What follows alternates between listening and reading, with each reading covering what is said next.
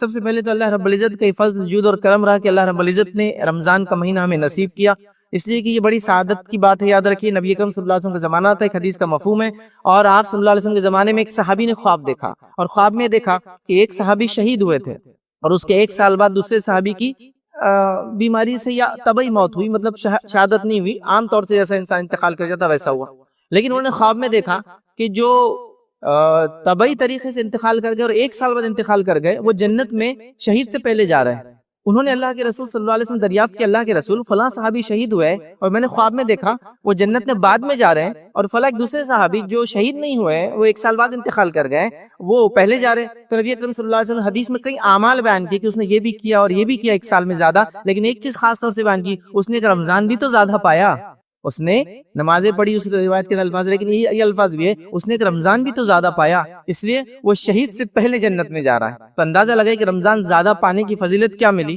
یہ شہید کے معاملے میں تو ہم جانتے ہیں وہ جنت جانے والے، لیکن یہ شخص چونکہ اس نے اعمال زیادہ کیے اور ایک رمضان بھی پایا تو اس نے فضیلت اٹھایا، تو لہٰذا رمضان ایک غنیمت موقع اللہ رب العزت جو مجھے اور آپ کو دیتا ہے، ایک موقع دیتا ہے کہ اپنے ایمان کو ریوائیو کر لے، اپنے آپ کو ریچارج کر لے، اور پھر اس کو زندگی اور باقی رہی اصل چیزیں۔ چلیے آئیے آج جو ٹاپک ہمارا جو عنوان ہے کہ رمضان میں ہونے والی جو کامن مسٹیکس ہے یا یہ غلطیاں جو ہم نہ کریں یا ان غلطیوں سے بچیں ہم رمضان میں، اس میں پہلی چیز ہم انشاءاللہ سحر کے تعلق سے کچھ باتیں دیکھیں گے۔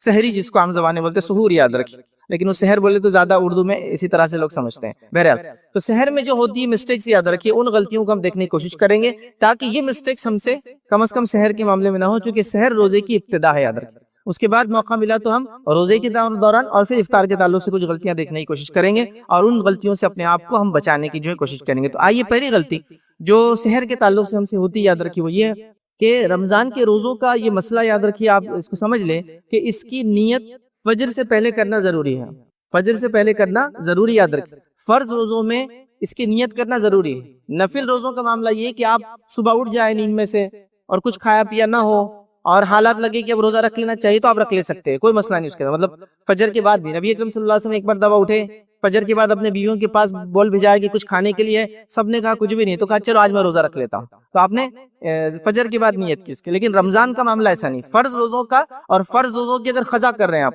قضا بھی ہوتی ہے نا اس کی جو چھوٹ جاتے ہیں، ان دونوں کے لیے نیت کا فجر سے پہلے ہونا ضروری ہے۔ اب میں یہ پوائنٹ کیوں رکھ رہا ہوں کہ آپ فجر سے پہلے نیت، ہمیں کوشش کرنا چاہیے فجر سے پہلے نہیں، رات میں ہی ہم نیت کر لیں۔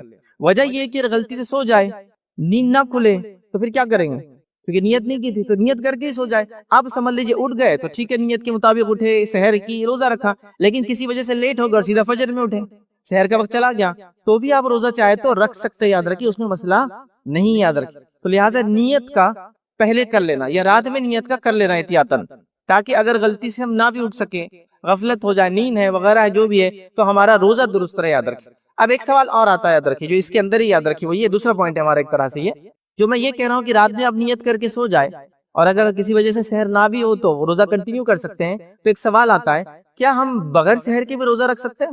تو یہ بھی غلطی ہمارے پاس، یاد رکھیے اس کا علم ہمیں نہیں ہوتا ہے کہ رمضان کے روزے فرض ہو یا نفل روزے ہو، دونوں کے لیے سحر کرنا صرف سنت ہے، کنڈیشن نہیں ہے، ضروری نہیں ہے، واجب نہیں ہے، مطلب بغیر سحر کے روزہ بھی بالکل مکمل ہے۔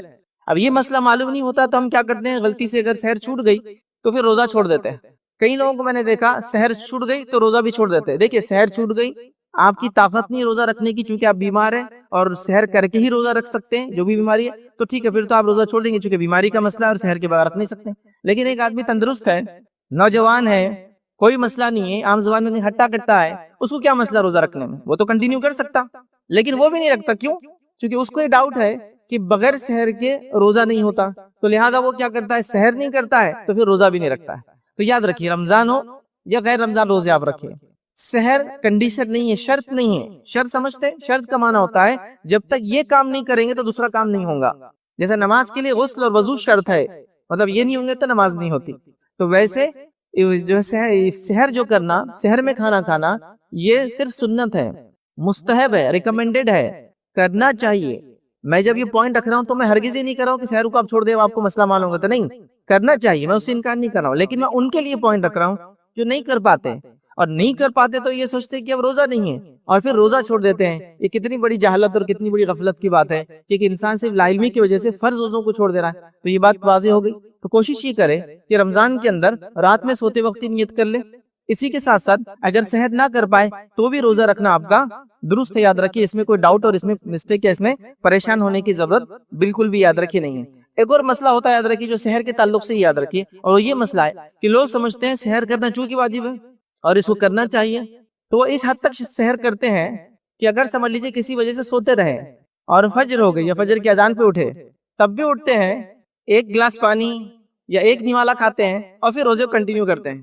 فجر ہونے کے بعد آپ کچھ بھی کھا بھی نہیں سکتے، اس سے روزہ نہیں ہوتا ہے. لیکن مسئلہ معلوم نہیں ہے، وہ کیا سمجھتے ہیں کہ جیسا جب نیند ہوشیار ہو تو تب نماز کا ٹائم، حدیث کے اندر الفاظ ہے نا، کوئی انسان غفلت میں تھا سو گیا، اب عصر کا وقت جانے پہ ہے یا چلا گیا اور پھر اٹھا، تو جب وہ اٹھے تب اس کے لیے وقت ہے، چونکہ وہ غفلت میں تھا، نیند میں تھا نا، اس کو پتہ نہیں چلا. تو وہ اس مسئلے کو لاتے اور روزے پہ بھی لگا دیتے ہیں کہ ابھی اٹھے نا ہم تو اب کیا کرتے ہیں، گھٹ پانی پی لیتے ہیں اور روزہ کنٹینیو کرتے ہیں. یہ کوئی ایسی بات نہیں کہ بہت اللہ ماشاء اللہ کوئی کر رہا ہے، یہ بالکل کامنلی میں نے یہ مسئلہ سنا ہے لوگوں سے کہ آج بہت لیٹ ہو گئے تھے 7 بجے پانی پی کے سوئے. تو میں نے ایک دو بار سنا، پھر میں نے پوچھا 7 بجے پانی پی کے سوئے اس کا کیا معنی ہے؟ تو بولے وہ سحر ضروری ہے نا. ہاں تو بولے سحر نہیں ہوئی تو ہم کیا کرتے، بولے جب بھی اٹھے ایک گھٹ پانی پی لیتے اور روزے کنٹینیو کرتے. فجر کے بعد آپ نے کچھ بھی کھایا کچھ بھی پیا تو روزہ نہیں ہوتا ہے آپ کا. تو لوگ سحر کو اتنا مطلب جس کو کہتے واجب سمجھ رہے، ضروری سمجھ رہے کہ فجر کے بعد بھی سحر چالو ہے. کچھ لوگوں کو یہ غفلت بھی ہوتی ہے سحر میں، جس کو آپ خاص طور سے یاد رکھے، اور یہ سوالات لوگ پوچھتے بھی ہیں کہ ہمارے پاس اذان تو 15 منٹ لیٹ ہوتی، لیکن اب اذان تک اللہ کے رسول صلی اللہ علیہ وسلم کے زمانے میں لوگ سحر کرتے تھے. ارے وہاں اذان اس زمانے میں اول وقت میں دی جاتی تھی، بالکل جیسا کہ سحر کا وقت ختم ہوا تو اذان ہوتی تھی، تو تب آپ کو سحر اذان تک کرنا تھی. ہماری اذانوں تک نہیں کرنا ہے، کوئی 10 منٹ بعد، کوئی 15 منٹ بعد، کوئی 20 منٹ بعد، کوئی آدھے گھنٹے بعد چل رہا ہے. تو یہ اذان نہیں ہے. وہ نبی اکرم صلی اللہ علیہ وسلم کے زمانے میں 2 اذان ہوتی تھی، ایک ہوتی تھی فجر سے پہلے اور ایک ہوتی تھی فجر کی ابتدا پر.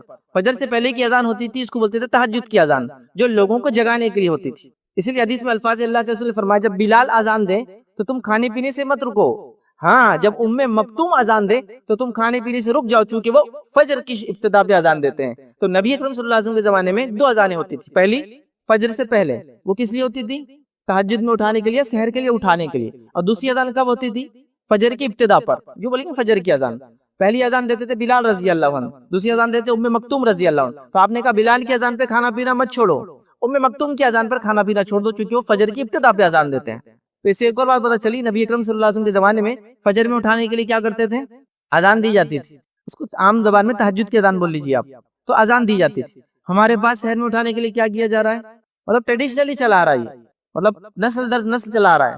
کوئی باجے بجا رہا ہے، کوئی ڈھول بجا رہا ہے، کوئی ڈفلی بجا رہا ہے، کوئی الیکٹرک پولز بجا رہا ہے. ہوتا ہے نا آپ کے محلے میں وہ جو ہالو والے پولز آتے ہیں نا، اندر سے خالی آتے لوگ اس کو بجاتے، وہ گھنٹے کی ایسی آواز کرتے بہت زور سے.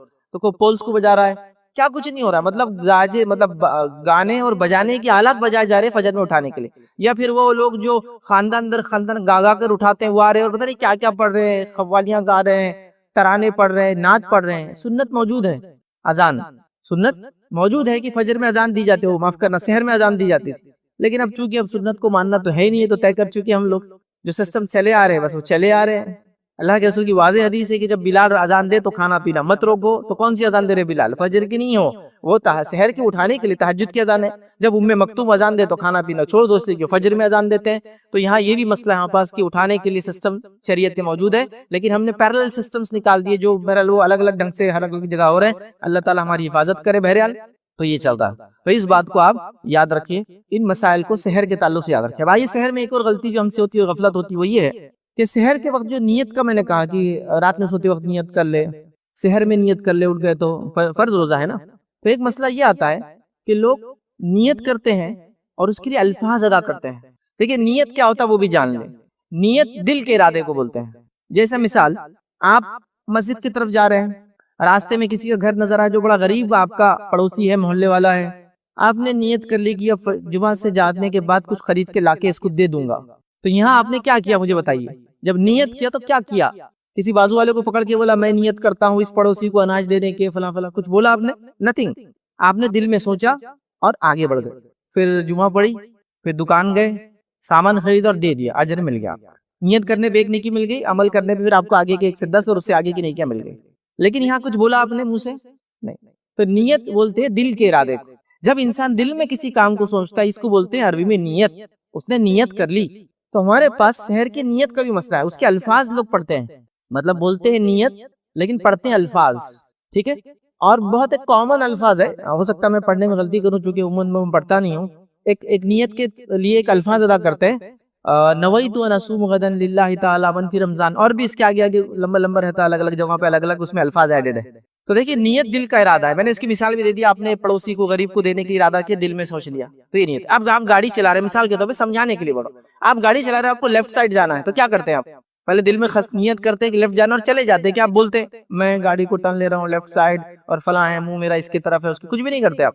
آپ نے دل میں سوچا، اس کے بعد عمل شروع ہو گیا. آپ نے سوچا اب رائٹ جانا ہے، دل میں سوچا اور عمل شروع ہو گیا. اسی کو بولتے ہیں عربی میں نیت. اب نیت کے الفاظ روزے میں ہم نے نیت کے الفاظ بنا لیے اور فرض روزے میں یہ کرتے ہیں. نبی اکرم صلی اللہ علیہ وسلم سے یہ الفاظ ثابت ہی نہیں ہیں، جو یہ جو نویت ان اصوم غدا للہ تعالی من فی، یہ ثابت ہی نہیں ہے، نہ صحابہ سے ثابت. اور سب سے بڑا اس کا مسئلہ کیا معلوم آپ کو؟ پرابلم کیا ہے؟ اس میں عربی بھی غلط ہے. اور نبی اکرم صلی اللہ علیہ وسلم ایسی مسٹیک عربی میں نہیں کر سکتے. یاد رکھیں کیا مسٹیک عربی میں اس کے معلوم کوئی چھوٹی موٹی مسٹیک نہیں ہے. یہ جو نیت کے الفاظ ادا کر رہے ہیں لوگ، ایک تو ثابت نہیں ہے، ایسا کرنا بھی نہیں ہے، صرف دل کا ارادہ ہے، اور وہ الفاظ بھی غلط ہے. نویت ان اصوم غدا، میں نیت کرتا ہوں کل کے روزے کی. دیکھیے عربی زبان میں جو ابھی گزر رہا ہے آج، اس کو بولتے ہیں الیوم. جو کل گزر چکا یسٹرڈے، اس کو بولتے ہیں الامس. اور جو کل آنے والا ہے ٹمارو، اس کو بولتے ہیں غدن. تو نویت ان اصوم غدا، میں نیت کرتا ہوں کل کے روزے کی. اب مجھے بتائیے رمضان شروع ہوتا ہے تو کب سے شروع ہوتا ہے؟ کب سے شروع ہوتا ہے؟ مغرب سے شروع ہو جاتا ہے نا. تو آپ پہلے روزہ رکھتے ہیں، پہلے سے جو ہے تراویح پڑھتے ہیں، پہلے تراویح پڑھتے ہیں. تو مطلب مغرب میں ہی وہ تاریخ چالو ہو گئی. مطلب ایک رمضان کب چالو ہوا؟ مغرب میں. پھر اس کے بعد عشاء میں تراویح پڑھی، پھر اس کے بعد پہلی سحر کی، پھر اس کے بعد پہلا روزہ رکھا. مطلب دن چالو ہوتا ہے مغرب سے. اب نیت کیا کر رہے ہیں آپ؟ فجر میں کر رہے ہیں، اور نیت کیا کرے؟ کل کے روزے کی. ایڈوانس نیت چل رہی ہے ایک دن. نویت اصوم غدا، مطلب روزہ رکھ رہے ایک نمبر کا، نیت کرے 2 نمبر کے روزے کی، پھر دوسرے روزے میں کرے تیسرے روزے کی نیت، تیسرے روزے میں کرے چوتھے. تو اس میں عربی کی بھی مسٹیک ہے. تو یاد رکھیے ایک تو سنت سے ثابت نہیں، بس یہی کافی تھا ہمارے لیے. اس پر یہ عربی عبارت بھی صحیح نہیں. یاد رکھیے جس نے بھی بنایا جلد بازی میں بنا لیا کہ بھائی آپ لوگوں کو نیت دینا، چلو لکھ دو کل کے روزے کی، چونکہ اس کو اگر آج رات ہے تو آج ابھی ہے، اور دن جب فجر آئیں گی تو کل شروع ہوں گا. ویسے نہیں ہے. تو اس میں عربی کی مسٹیک ہے. تو آپ کو الفاظ ادا نہیں کرنا نیت کے لیے. کیا کرنا ہے؟ دل میں ارادہ کہ روزہ رکھنا ہے بس. اور روزہ کس کے لیے؟ اللہ کے لیے ہوتا، کوئی چیز کی بولنے کی ضرورت نہیں. اور یاد رکھیے ہر عمل سے پہلے جو حدیث کے الفاظ ہیں، انما الاعمال بالنیات، اعمال کا انحصار نیتوں پر ہے، اس کا معنی یہی ہے دل میں ارادہ کرنا. ٹھیک ہے، دل میں ارادہ کرنا ہی اس کا معنی ہے، کہیں بھی آپ کو الفاظ ادا نہیں کرنا. یاد رکھیں اس بات کو آپ سمجھ لیں، اس کو ذہن نشین کر لیں، ورنہ اتنی جس کو کہیں گے اہم عبادت ہے کہ اللہ کے رسول صلی اللہ علیہ وسلم جس نے رمضان کے روزے رکھ لیے اس کی مغفرت اللہ تعالیٰ کر دیتا ہے. اس عمل کی ابتدا بھی ہم ایک رانگ چیز سے، ایک غلط چیز سے، غلط دعا سے اس کی شروع کر رہے ہیں. یاد رکھیں تو لہٰذا ہم کو دل میں ارادہ کرنا ہے، یہ اس کو نیت کہتے ہیں. یاد رکھیے اور یہی انشاءاللہ عزیز کافی ہوتی ہے. اسی طرح یاد رکھیے سحر میں غفلت جو ہم سے ہوتی ہے، یاد رکھیے وہ یہ ہے کہ سحر کے وقت ہم اٹھتے ہیں اور یہ بہت پرائم ٹائم ہے دعا کے لیے. اب دعا میں آپ اپنی حاجت بھی پوری کروا لیجئے، دعا میں آپ اپنی مغفرت بھی کرا لیجئے، دعا میں آپ اپنی بیماری کو دور کروا لیجئے. دعا بہت پرائم ٹائم ہے. عموماً یہ ٹائم پورا سال رہتا ہے، لیکن پورا سال تو ہم اٹھتے نہیں اس وقت جو سحر کا وقت ہوتا ہے. خصوصاً ہم رمضان میں تو سب اٹھتے ہیں، لیکن ہماری غفلت یہ ہوتی ہے کہ اس ٹائم کو ہم دعا کے لیے خاص نہیں کر رہے ہیں، توبہ کے لیے خاص نہیں کر رہے ہیں، استغفار کے لیے خاص نہیں کر رہے ہیں. اٹھتے اور صرف سحر کرتے ہیں. جلدی بھی اٹھ گئے تو کوئی یہ کام نہیں کرتا، اور دیر سے اٹھا بھی تو کام، مطلب بس اس کو سحر کا وقت ہی سمجھتے ہیں، صرف کھانے کا وقت سمجھتے ہیں، جبکہ یہ پرائم ٹائم ہے پورے لائف کا. صحیح بخاری اور صحیح مسلم کی روایت ہے، نبی اکرم صلی اللہ علیہ وسلم فرمایا یہ ہر مصیبت زدہ، ہر دکھ جس کو کہیں گے دکھ جو انسان دکھ سے گزر رہا ہے، ہر تکلیف اور بیماری سے گزرنے والے انسان، سب کے لیے وقت ہے. کیا وقت ہے؟ یاد رکھیے بڑا اہم ٹائم. لوگ پوچھتے کس وقت دعا کرے تو قبول ہوتی ہے، تو یہ وقت ہے دعا قبول ہوتی ہے. کون سا وقت؟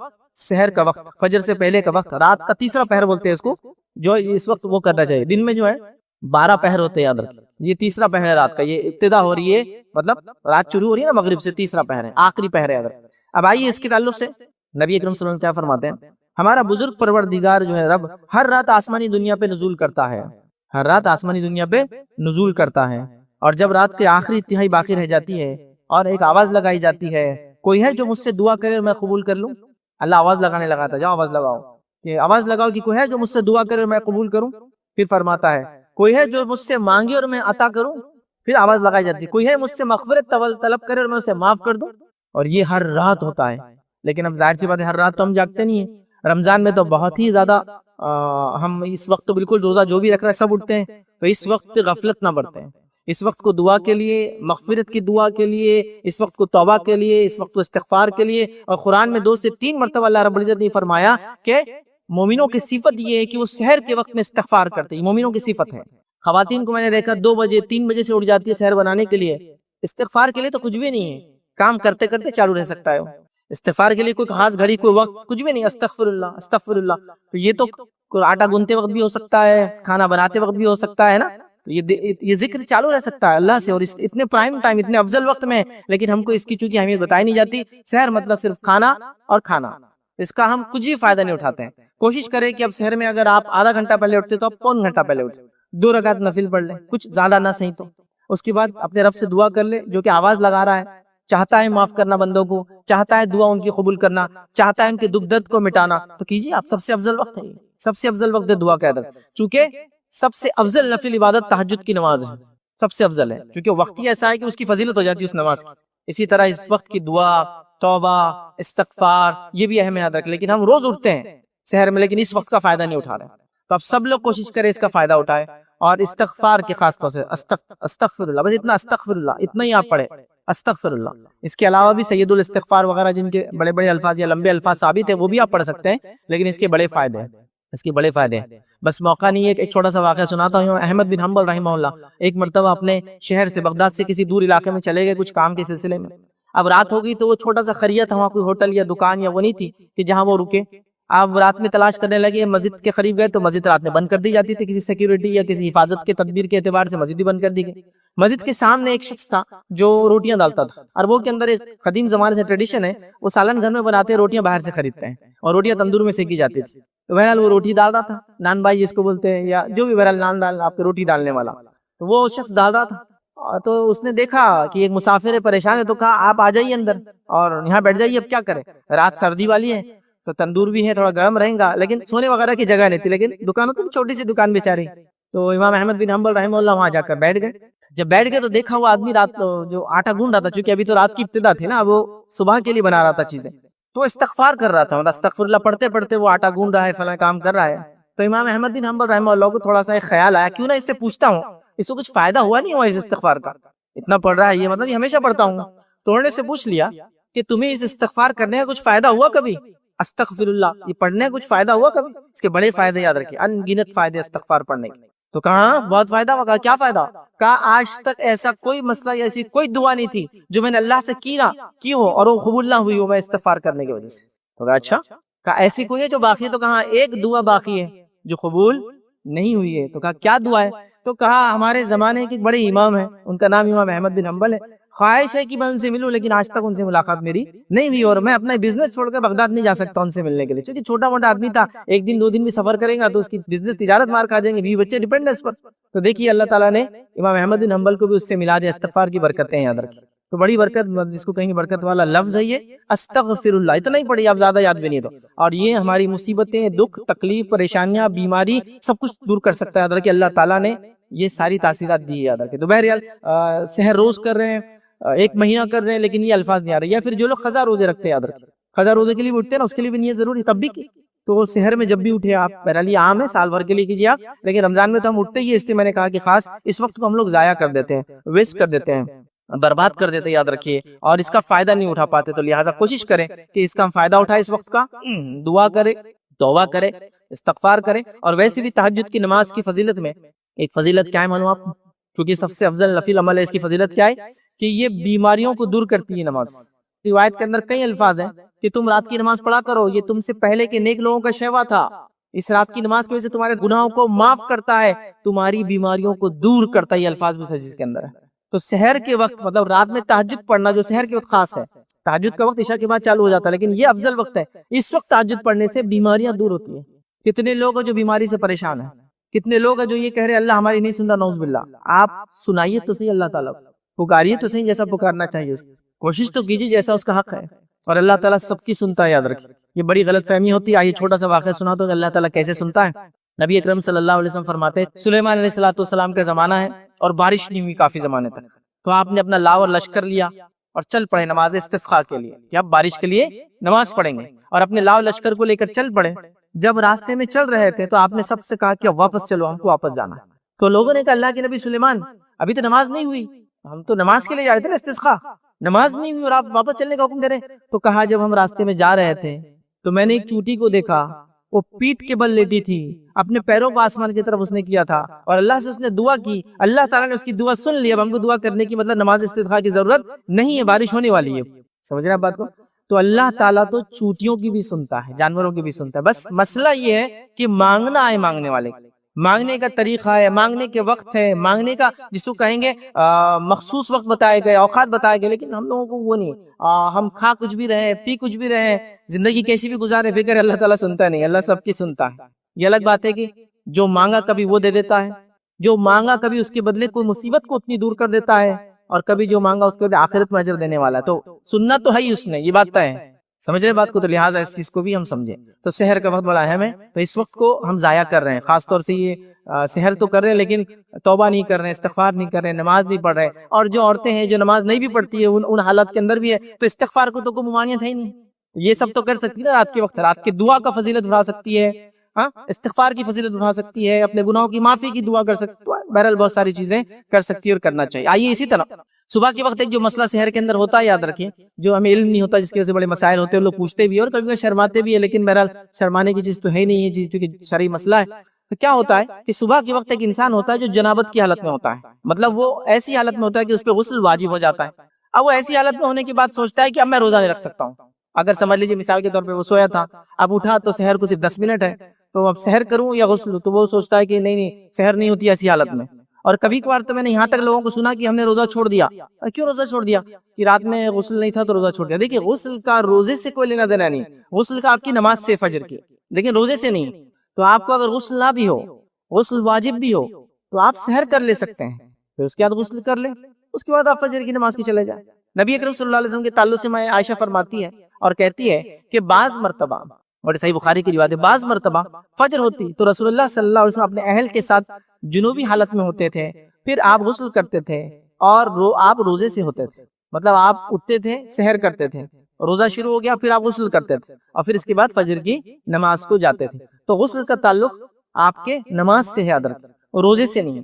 تو روزے کے لیے آپ کوئی بھی حالت میں اٹھے, ٹھیک ہے, چاہے کہ ایک آدمی شادی شدہ ہو, ایک آدمی غیر شادی شدہ ہو, نوجوان ہو, یہ ہو سکتا ہے مسئلہ. تو کیا کرنا ہے, اس کو صرف اس کو سحر کرنا ہے, غسل لینا ہے, اس کے بعد نماز کو آپ چلے جانا ہے. تو روزے کا تعلق غسل سے نہیں ہے. مطلب سحر بھی لوگ کرتے نہیں, اگر غسل نہیں ہے تو کر بھی لے تو سمجھتے ہیں روزہ باطل ہے, کمزور ہے, ناقص رہیں گا آج کل, ایسا کچھ بھی نہیں. اب اسی میں ایک مسئلہ, ایک پوائنٹ جوڑ دیتا ہوں, وہ یہ ہے کہ ایک انسان شادی شدہ ہے, غیر شادی شدہ, جوان ہے, بوڑھا ہے, مرد ہے, عورت ہے, بچہ ہے, وہ سو گیا. اب ہوتا ہے فجر کا تو سو جاتا ہے انسان, سو گیا اور اس کا احتلام ہو گیا, مطلب پھر غسل واجب ہو گیا, تو لوگ سمجھتے ہیں روزہ ٹوٹ گیا اور پریشان ہوتے ہیں. اب سوال بھی نہیں کر پاتے نوجوان, تو کس سے سوال کرے, کیا بولے, اور سمجھتے ہیں روزہ ٹوٹ گیا. دیکھیے ایک اصول بتاتا ہوں, ایک جنرل اصول بتاتا ہوں, روزہ کسی چیز کے کھانے سے ٹوٹتا ہے, کسی چیز کے نکلنے سے نہیں ٹوٹتا ہے. پیشاب نکل گیا, روزہ نہیں ٹوٹا, وضو ٹوٹ گیا, آپ کا پیخانہ نکل گیا, آپ کا وضو ٹوٹ گیا, روزہ نہیں ٹوٹا. آپ کو احتلام ہو گیا, ویٹ ڈریم دیکھ لیا آپ نے, آپ کا غسل ٹوٹ گیا, روزہ نہیں ٹوٹا, کیونکہ چیز نکلی ہے. آپ کو بلڈ, کسی کو جو ہے ٹیسٹنگ کے لیے اپنا بلڈ دینا ہے, وہ نکلا, روزہ نہیں ٹوٹا, نکلنے سے نہیں ٹوٹ رہی کوئی بھی چیز. ناک بہ رہی ہے, روزہ نہیں ٹوٹا اس سے, کیونکہ باہر نکل رہی چیز, جا نہیں رہی اندر کچھ بھی, سمجھ رہے ہیں. تو نکلنے سے روزہ نہیں ٹوٹتا, یاد رکھیے, تو وہ چیز ہے. تو اب یہاں کیسے روزہ ٹوٹ گیا سمجھتے ہیں, تو نوجوان پریشان, گھر میں بول سکتا نہیں, غسل کیسے لے, کسی سے مسئلہ پوچھ سکتا نہیں, اور پریشان ہوتے. کوئی پریشان ہونے کی ضرورت نہیں, آپ کے روزے پہ اس کا کوئی امپیکٹ, کوئی ایفیکٹ ذرہ برابر بھی نہیں آتا ہے, یاد رکھیے, ٹھیک ہے. مطلب اتنا بھی نہیں کہ آپ پریشان ہوں کہ میں اب کیسے کروں اور کیا کروں, آپ کا روزہ بالکل درست ہے, آپ اپنے روزے کو کنٹینیو کیجئے, یاد رکھیے, اس میں کوئی مسئلہ نہیں آتا, ٹھیک ہے. تو یہ چند باتیں تھی جو سحر کے تعلق سے جو میں نے آپ کے سامنے رکھی. آئیے روزے کے تعلق سے کچھ اور مسائل جو دیکھتے ہیں, جس کو ہم کہیں گے روزے کے اندر عمومی ہونے والی غلطیاں. اب یہ تھا روزے سے پہلے سحر کے اندر ہونے والی جنرل مسٹیکس جو ہم کرتے ہیں. اب آئیے وہ دیکھیں گے کہ روزے کی حالت میں ہونے والی کچھ غلطیاں. یقیناً یہ بات پوری نہیں ہو پائیں گی, تو اگلے جمعہ اس کو انشاءاللہ کنٹینیو کریں گے. تو روزے کے جو احکام نہ سیکھنا, یہ بہت بڑا مسئلہ ہے. یہ غلطی ہم کرتے ہیں کہ روزہ تو رکھتے لیکن اس کے احکام نہیں سیکھتے. تو میں آپ کو ایک بات بتا دیتا ہوں, وہ غور سے سنیں. آپ جو چیز کا کرنا اللہ نے ہم پہ فرض قرار دیا ہے, جیسے توحید ہے, فرض ہے ہم پر, ہمیشہ اس حالت میں رہے کہ ہم ایک اللہ کو مانیں, نماز, روزہ, زکوٰۃ, یہ فرائض ہے. تو جو فرائض ہے, جیسے نماز پڑھنا فرض ہے, تو نماز جن چیزوں سے مکمل ہوتی ہے وہ چیز نہ بھی فرض ہے. نماز کب ہوتی ہے اور کب نہیں ہوتی وہ جاننا بھی فرض ہے. جیسا کہ اگر نماز پڑھنا فرض ہے تو غسل سیکھنا بھی فرض ہے، کیونکہ بغیر غسل کے وضو نہیں ہوتا اور بغیر وضو کی نماز نہیں ہوتی ہے نا. تو جیسا نماز پڑھنا فرض ہے غسل سیکھنا بھی واجب ہے، وضو سیکھنا بھی واجب ہے، نماز سیکھنا بھی واجب ہے. نماز کب ہوتی ہے اور کب ٹوٹتی سیکھنا بھی واجب ہے، سجدے سہو سیکھنا بھی واجب ہے، سب سیکھنا واجب ہے چونکہ وہ فریضہ ہے نا. تو فریضے کو تکمیل کرنے کو جتنی چیزیں لگتی ہے سب سیکھنا ہم پر واجب ہو جاتا ہے. تو روزہ ہے، اب روزہ رکھنا فرض ہے تو اس کے مسائل جاننا بھی کیا ہوا ہم پر واجب اور فرض ہوا. لیکن عمومی طور سے روزے کے مسائل ہم نہیں پڑھتے ہیں. دیکھیں روزے کے مسائل تو اتنے مختصر ہے، نماز کا تو میں بولوں گا ذرا بڑی کتاب ہو جائیں گی چونکہ غسل سے چالوں گا. لیکن روزے کا معاملہ تو ایسا ہے ایک 30-40 پیجز کی کتاب میں مکمل مسائل آپ پڑھ لے سکتے ہیں روزے کے کمپلیٹ.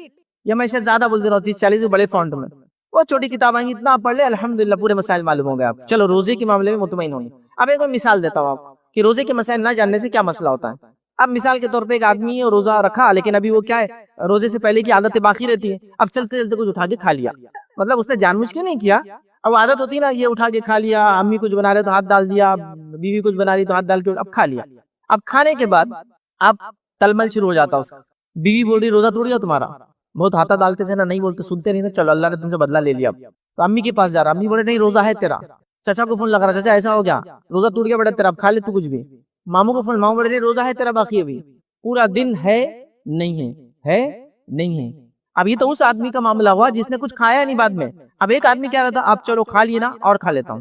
اب جب اس نے سیکنڈ ٹائم کھایا اب روزہ ٹوٹ گیا اس کا، کیونکہ جب فرسٹ ٹائم اس نے کھایا تھا نبی اکرم صلی اللہ علیہ وسلم نے حدیث سے فرمایا جب کوئی غلطی سے کھا لے اور پی لے یہ اللہ نے اس کو کھلایا اور پلایا، مطلب اس کی تقدیر میں تھا تو اللہ نے اس کو ایسا کھلا دیا. روزے میں کھا نہیں سکتے، حرام ہے روزے میں کھانا، لیکن اللہ نے اس کی تقدیر میں لکھا تھا تو اس نے کھا لیا، ہو گیا. تو جو ہو گیا ختم ہو گیا. اب اس میں کوئی ملامت نہیں، کوئی کمزوری روزے میں نہیں آتی، کچھ نہیں ہوتا. لیکن اب مسئلہ معلوم ہے.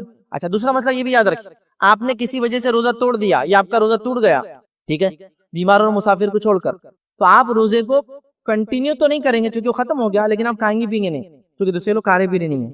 آپ اس کا احترام کریں گے اور سمجھے آپ بھی کھائیں گے پیئیں گے نہیں شام تک. تو اب اس نے کیا کیا، پہلے تو علم نہیں تھا کہ کھانے پینے سے روزہ ٹوٹتا ہی نہیں، جو غلطی سے غفلت سے کھا لیا، غفلت اور غلطی سے یاد رکھ، جان بوجھ کے نہیں، تو نہیں ٹوٹا اس کا روزہ. لیکن اب وہ کوئی اس کو مشورہ دیتا اب کھا لو، اب کیا کھا لیے تو کیا دن کا فائدہ اٹھا لو، تو روزے میں وہ ایسا کھا نہیں سکتا یاد رکھ. لیکن اس کا روزہ بیسیکلی ٹوٹا ہی نہیں تھا، لیکن اب چونکہ ٹوٹا نہیں تھا لیکن علم نہیں تھا، دیکھیں آپ پورا دن کشمکش، روزہ ہوا روزہ نہیں ہوا، کنٹینیو کروں کنٹینیو نہ کروں، چھوڑ دوں اور رکھ لوں، اور اس طرح سے آدمی پریشان ہوتا ہے. تو گزارش کروں گا روزے کے مسائل جان لے. نبی کریم صلی اللہ علیہ وسلم حدیث فرمایا اس کے الفاظ ہے جب تم میں سے کوئی شخص بھول کر کچھ کھا پی لے تو اپنا روزہ پورا کرے کیونکہ اللہ نے کھلایا اور اللہ نے پلایا. کا مسئلے معلوم نہیں ہے، جاننے کی ہم کوشش نہیں کرتے ہیں، اور بہت سارے مسائل اس سے جو ہے یاد رکھیے پیدا ہو جاتے ہیں. یاد رکھیے اسی طرح یاد رکھیے روزے کی حالت میں کھانے سے ریلیٹڈ ایک چیز اور ہے جو یاد رکھیے جس کے بارے میں لوگ سمجھتے ہیں ایسا نہیں کرنا چاہیے، اور ویسے یقیناً نہیں کرنا چاہیے، لیکن ضرورت پڑنے پہ آپ کر بھی سکتے ہیں اور یہ جائز ہے، اس سے روزہ نہیں ٹوٹتا. وہ کیا ہے، روزے کی حالت میں ضرورت پڑنے پر چیزوں کو چکنا، کھانا نہیں چکنا. جیسے ایک عورت ہے کھانا بنا رہی ہے، اب اس کو چکنا ضروری ہے کھانا کیسے بنا، چونکہ شوہر کا موڈ آلریڈی اس کا ہمیشہ خراب ہی رہتا بیچارے کا.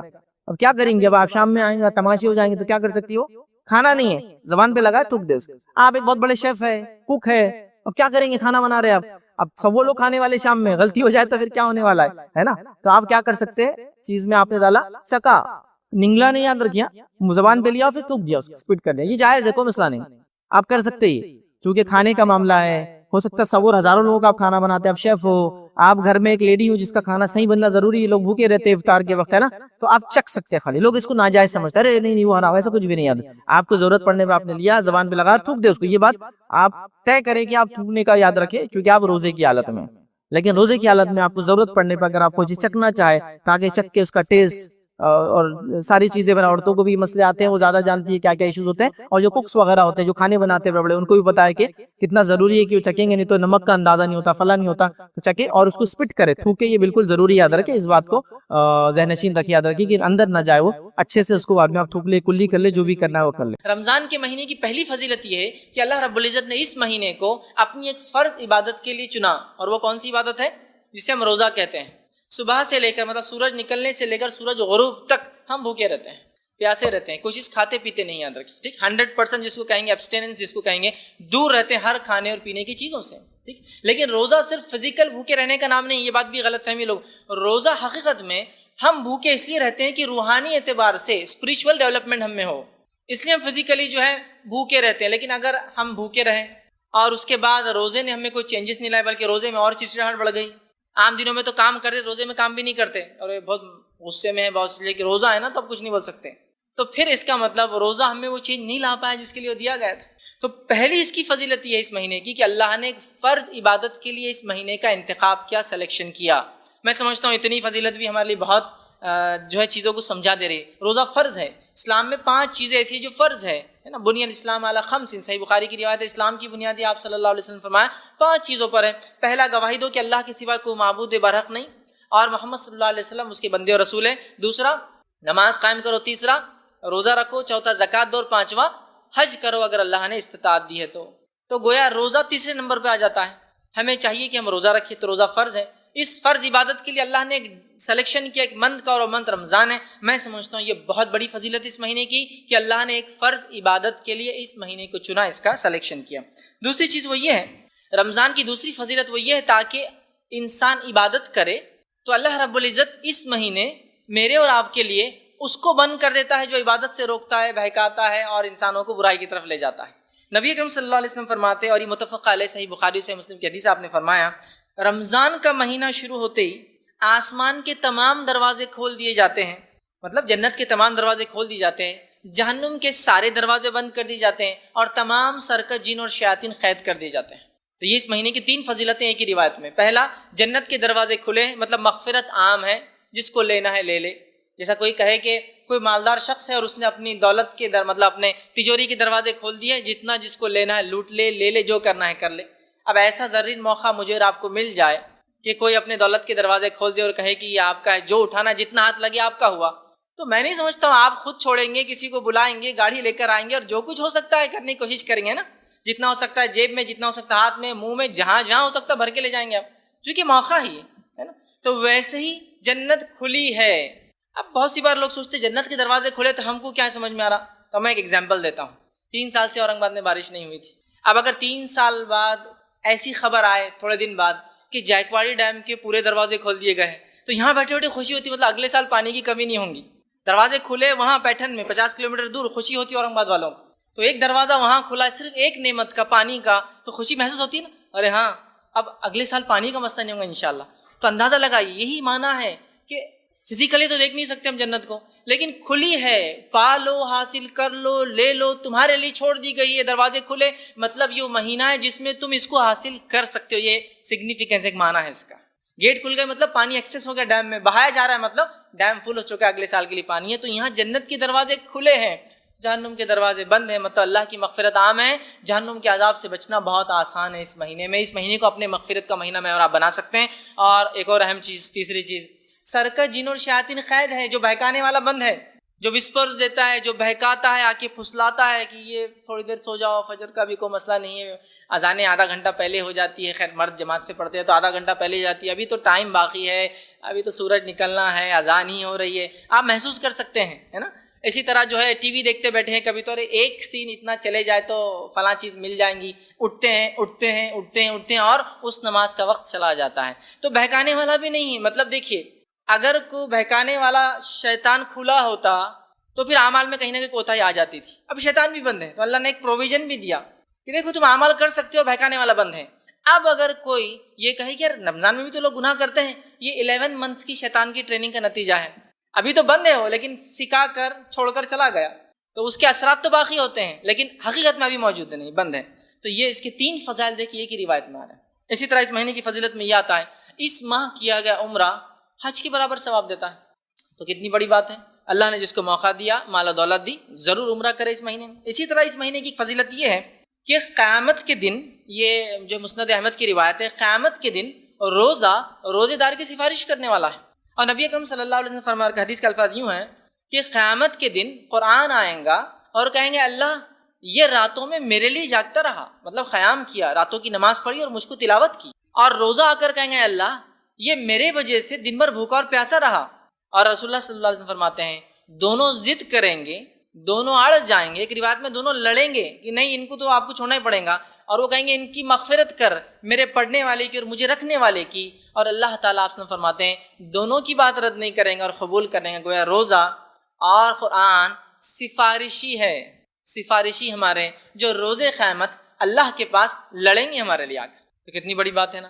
تو اس روزے کو ہم مکمل کریں گے جیسے اس کا حق ہے, تلاوت قرآن کریں گے, راتوں میں جاگیں گے, اس کو پڑھیں گے, یہ دونوں چیزیں آ کے اللہ کے سامنے آڑ بن جائیں گی اور ہمارے مغفرت کا ذریعہ بن جائیں گی. بہت سارے لوگ سفارشی ڈھونڈتے ہیں کسی کام کے لیے. اللہ رب العزت قیامت کے دن جو حقیقی سفارشی بتا رہا ہے, ہمیں چاہیے کہ ان سفارشیوں کو واقعی میں اپنے حق میں کر لیں, اتنا قرآن پڑھے کی گواہی دے اور اتنے روزے اور ایسا مکمل روزہ رکھے جیسا حق ہے تاکہ یہ گواہی دے ہمارے لیے. ٹھیک ہے, تو یہ دونوں سفارشی ہے ہمارے.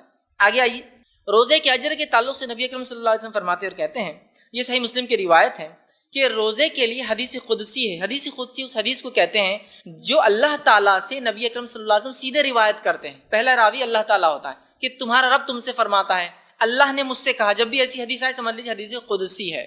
تو آپ صلی اللہ علیہ وسلم فرماتے ہیں کہ روزے کے تعلق سے اللہ فرماتا ہے فَإِنَّهُ لِي, روزہ میرے لیے ہے, وَأَنَا أَجْزِي بِهِ, اور اس کا اجر میں ہی دوں گا.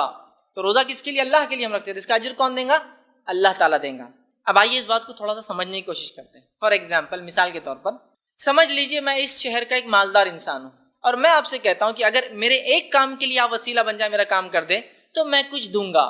تو آپ آٹومیٹیکلی میرے اسٹیٹس کے اعتبار سے ایکسپیکٹیشن آپ کی ہوتی ہے, یار ان کا اسٹیٹس یہ ہے تو کم از کم اتنا تو ایک آدھ کچھ ہینڈ سیٹ وغیرہ تو مل ہی جانا چاہیے, ایک آدھ فلاں.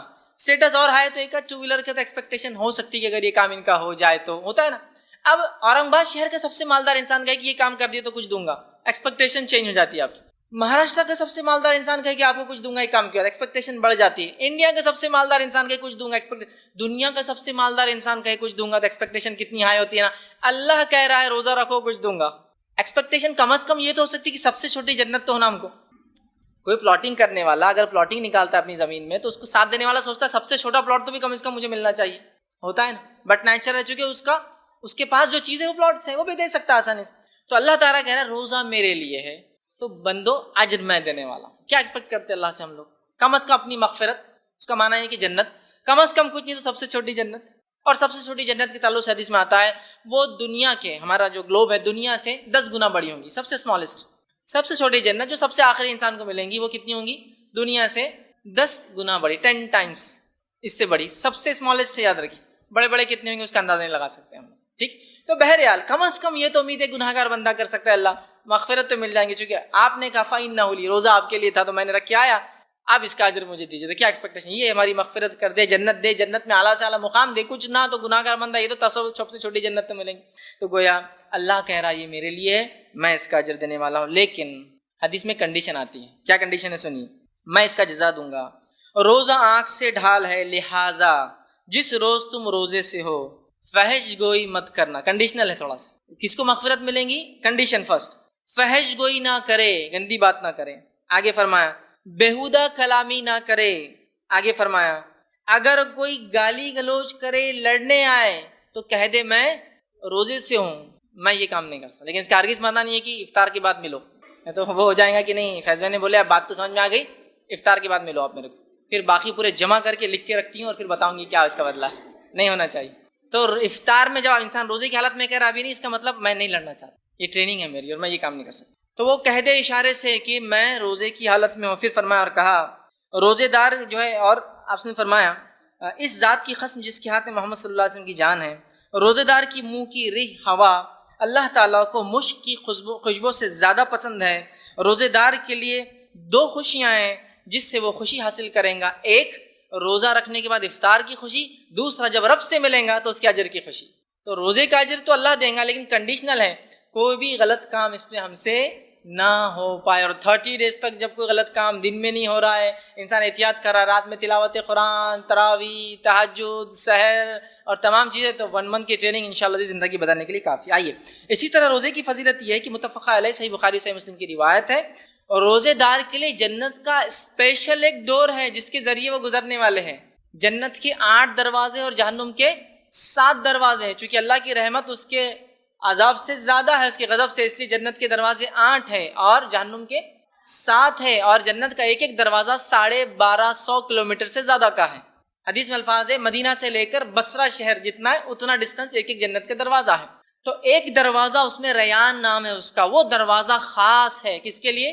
روزے داروں کے. آپ نے فرمایا روزے قیامت روزے داروں کے لیے خاص دروازے کا نام ریان ہے اور روزے دار اس سے گزرنے والے ہیں. اب آپ کہیں گے جنت میں تو کوئی بھی دروازے سے چلے جائے، کیا ہے، جانا ہے بس، حاصل کرنا ہے، الٹیمیٹ سکسیس ہے. لیکن اس کے بھی پیچھے بڑی بڑی حکمت ہے. آئیے میں ایک مثال دیتا ہوں پھر بات سمجھنی. میرے گھر کے اندر 4 دروازے ہیں. مین گیٹ ہوتا ہے، پھر اندر دروازے ہوتے ہیں. ایک دروازہ ہوتا ہے جو ریگولر ڈور ہوتا ہے، ایک دروازہ ہوتا ہے جو کبھی کچھ خاص مہمان ہے تو کھلتا ہے، وہ کھلتے آس پڑوس والے سمجھ ہاں کچھ تو بھی بچی کے رشتہ آیا یا فلاں کچھ تو بھی ہوا، وہ دروازہ کبھی نہیں کھلتا ہے. ایک دروازہ سروینٹ ڈور ہوتا ہے پیچھے سے، اس میں سے گھر کا مالک نہیں داخل ہوتا کبھی، وہ کام والوں کو بولتا ہے ادھر سے نہیں آنا ادھر سے آؤ. ہر دروازہ کسی نہ کسی اسٹیٹس کو چھلکاتا ہے. کون ہے گزرنے والا؟ ریگولر ڈور کوئی بات نہیں، ارے وہ دروازہ، ارے کوئی مہمان خاص آیا، وہ دروازہ کھولتے نہیں تو عید کے دن کھلتا، رشتہ آیا تو کھلتا، فلاں ہو تو کھلتا، ایم ایل اے آیا تو کھلتا، وہ دروازہ عام طور سے نہیں کھلتا. تو ہر دروازہ ایک اسٹیٹس شو کر رہا ہے آپ کو. تو ریان ایک دروازہ ہے، اس سے روزے داروں کا اسٹیٹس پتہ چل رہا ہے. بتانے کا مقصد یہ کہ اللہ کے پاس اتنا ہائی اسٹیٹس ہے روزے داروں کا کہ ایک دروازہ ہی مختص خاص اسپیشل کر دیا، ڈیڈیکیٹڈ ڈور ہے ان کے لیے. وہاں سے جانے والوں کو فرشتے سمجھ جائیں گے کہ کثرت سے روزے رکھنے والا تھا یا روزے رکھنے والی تھی. تو کون ہے ایسا جو مخصوص اور خاص دروازوں سے گزرنا نہ چاہیں گا؟ یا آپ کو اگر کوئی مہمان بلائے اور مہمان خاص بول کر سروینٹ ڈور سے اندر بلائے تو فیل ہوگا نا آپ کو کبھی نہ کبھی کہ دیکھو بلائے اور پیچھے سے میں وہ کیے، ان کو تو سامنے سے ہوتا ہے نا، تو اندازہ لگا ایک دروازہ ڈیڈیکیٹڈ ہے، اس سے اس کی روزے کی، اس مہینے کی فضیلت پتہ چلتی ہے. اسی طرح رمضان کا سارا مہینہ، اللہ کے رسول صلی اللہ علیہ وسلم فرماتے ہیں، ابن ماجہ کی حدیث ہے، رمضان کا سارا مہینہ اللہ تعالیٰ لوگوں کو جہنم سے نجات دیتا رہتا ہے، سارا مہینہ. تو گویا یہ پورا مہینہ وہ مہینہ ہے جس میں میں اور آپ اپنی مغفرت کروا سکتے ہیں. کیوں؟ آگے میں انشاءاللہ آخری میں ایک بات رکھوں گا کیسے کروا سکتے ہیں. تو اس مہینے مغفرت کروا سکتے ہیں، اس لیے اللہ تعالیٰ روز روز آزاد کرتا ہے. ایک اور حدیث میں آتا ہے کہ ہر روز افطار کے وقت اللہ تعالیٰ لوگوں کو جہنم سے نجات دیتا ہے. اس کا علماء اس کی شرح لکھتے ہیں، چونکہ ابھی تو کوئی جہنم جنت میں گیا ہی نہیں ہے، پھر روز اللہ دے رہا ہے. اس کا معنی یہ ہے وہ لوگ جو اتنے برے اعمال کرتے تھے، جن اعمال کو اگر وہ توبہ نہ کرتے تو جہنم میں چلے جاتے، وہ لوگ ہر روز روزہ رکھتے ہیں اور اتنی اچھی توبہ کرتے ہیں کہ شام تک ان کا رب افطار کے وقت ان کو معاف کر دیتا ہے. یہ معنی ہے اس کا.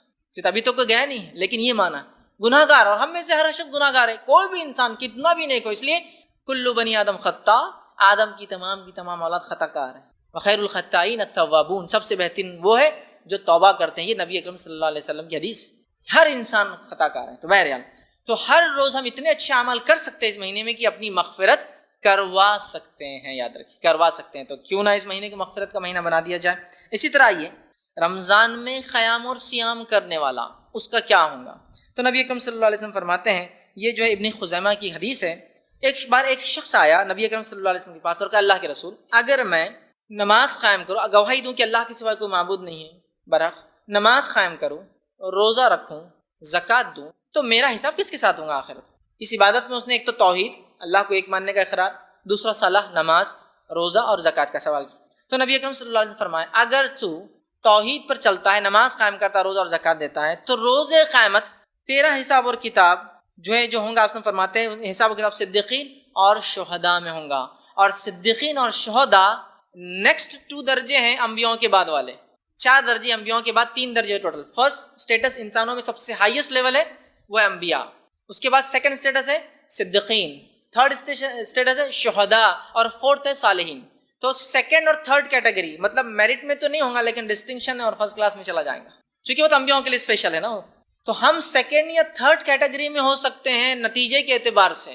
اب کسی انسان کو یہ کہہ دیا جائے کہ اتنا سلیبس ہے، اتنا پڑھنا ہے، اتنے کوشچنس ہیں، کوشچنس بھی ڈسپلے کر دیا جائے، آنسرز بھی بتا دی جائے، اور کہے کہ بس اگر اتنا لا لو تو پرسنٹیج ہی ملے گا، تو اگر اتنا بھی کوئی نہ کر پائے تو اس سے زیادہ گناہ گار، احمق، بیوقوف، کمتر، کمزور، بد نصیب، بغیر عقل والا انسان نہیں ہو سکتا.